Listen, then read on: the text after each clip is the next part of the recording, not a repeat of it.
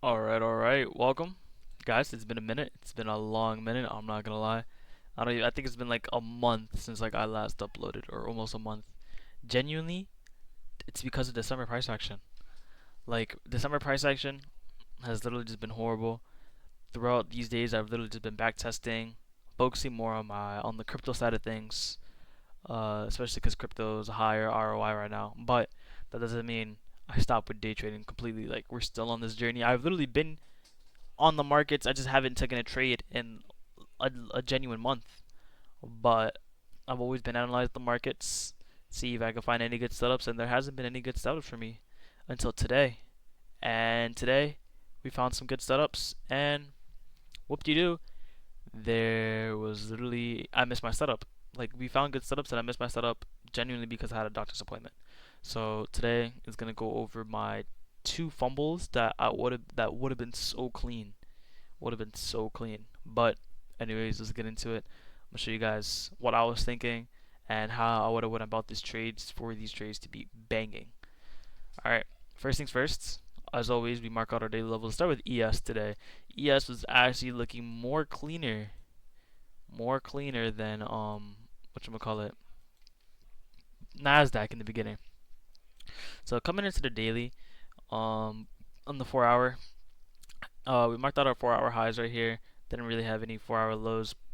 Wasn't even bothering reaching these lows. Obviously, if you look at the daily, after that big FOMC drop right here, price is gonna want to reclimb back up. Obviously, we'll probably want to drop a little bit to retrace, but not really.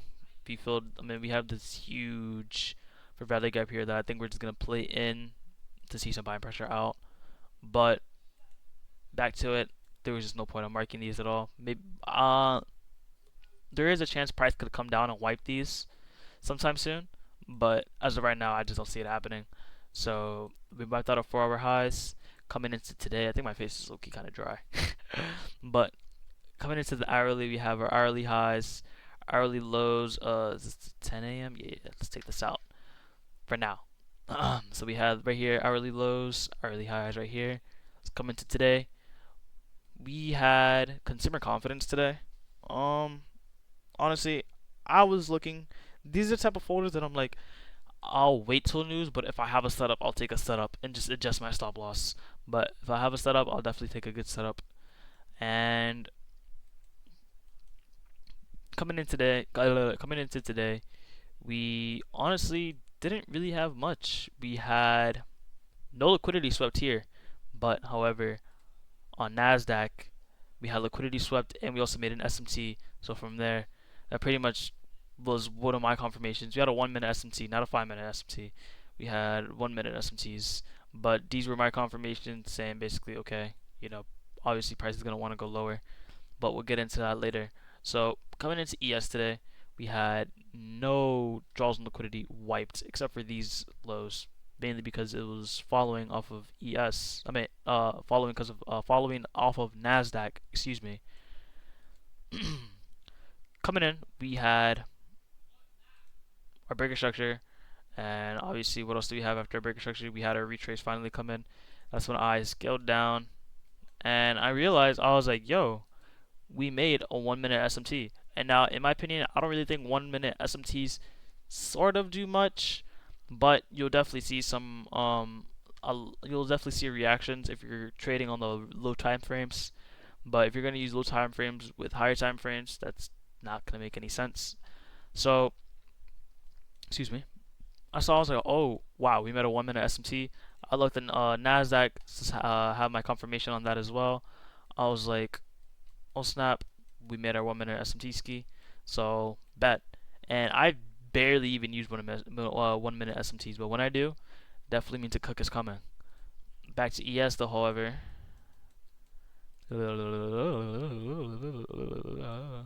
Okay. Alright. Okay.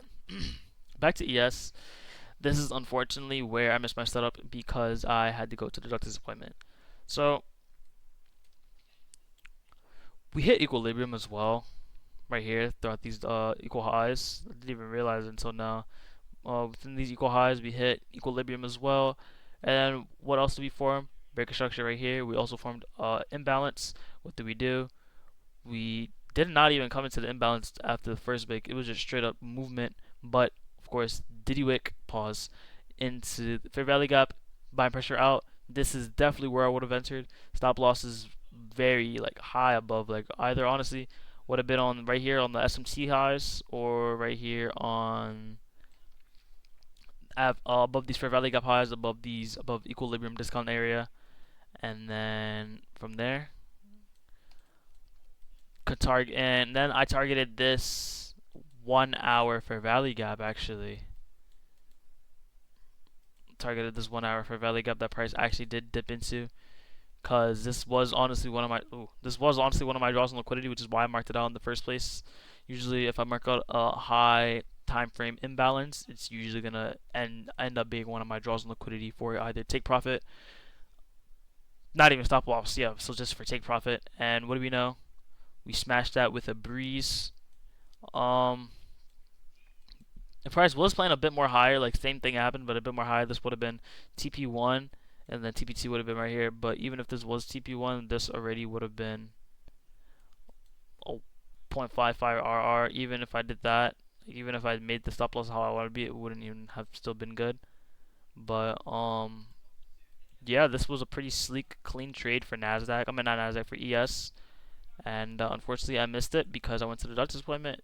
And by the time I was in the waiting room, price was already right here, and like was already like retracing up, and I was like, wow, I just missed a crazy ass move.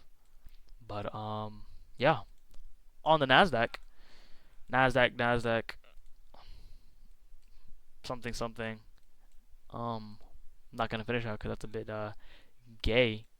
It's like no, but hopefully you guys are enjoying the holidays. I don't really celebrate holidays, but hopefully you guys are doing good. Hopefully you guys have been safe as well. You know, let's keep getting this money together. Not even money, 1% better every single day. Remember that. Although I haven't been uploading, the mindset is still 1% up, 1% better every single day.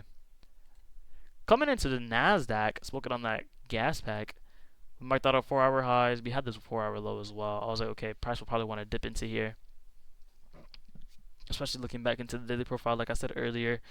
Coming in, we also had our 1 hour high, 1 hour low. We also had a 10 10 a.m. low. I'll explain that in a minute. Coming into today, what did we have? Ooh, why don't we look here? This was some horrid price action in the beginning. I'm not gonna lie. Like if we look at the 1 minute, this was just AIDS. But I wasn't really paying attention on the 1 minute until my 5 minute confluences get hit. Um, Even on the 15 minute, this was looking ugh, somewhat decent though. But onto it, what did we do? Market open, we swept out hourly highs. From there, I'm like, bet one confluence down. What else did we create? This is the 1 minute SMTs. Don't even worry about that. What else happened? We broke structure. What else happened? We had the 5 minute retrace. I'm like, alright, bet. As soon as I found out about the 1 minute SMT on ES, I came on Nasdaq and instantly tried to find it. And what do you know? I found it, and I was like this would have been a cook. Like I'm honestly so washed out trading, but this would have been like my trade back. And now this is where things get a little bit iffy. So I'm gonna pause right here and go in a limbo and say I don't use inverse or valley gaps at all. Like I've genuinely just hasn't really gotten me to like be like, oh yeah, I'll use it. It's really just been like, oh yeah, I know they're there, I know what they do, I know the confluence, I know like they're strong to take trades off of. But me personally, I'm just like, I wouldn't do it. Today, however, definitely changed my mind on how I look at inverse fair value gaps. Looks like I'm gonna have to definitely use that a lot more. Not a lot more, but definitely like if I see it more than regular fair value gaps or like other confluences, then definitely will 100% use it. So let's get into this trade right here. So coming into today, we had the 1 minute SMT. We had this inverse fair value gap right here, got disrespected, and then I didn't even notice because I was at the doctor's appointment, on the way to the doctor's appointment at this time right here. But as soon as we made this inverse fair value gap, we disrespected it fully. We came into it. We came into the inverse fair value gap, re-entering it again to retest this area, selling pressure out. This would have been a crazy entry right here. Boom, stops honestly right above here, above these highs. Honestly, could have been right here on the SMC high. Still would have been a 2.3. Would have been sleek. But right here, 3.47, not bad at all. And then first hour, I'm at first high right. Excuse me. We hit equilibrium as well. Not until later, but still, a lot of my trades usually come from equilibrium. Honestly, I feel like that's like really hardcore in sandstone in my strategy in specific. But came down, boom, had two CPs. I think Nasdaq was the one where I marked 10 a.m. low. Um,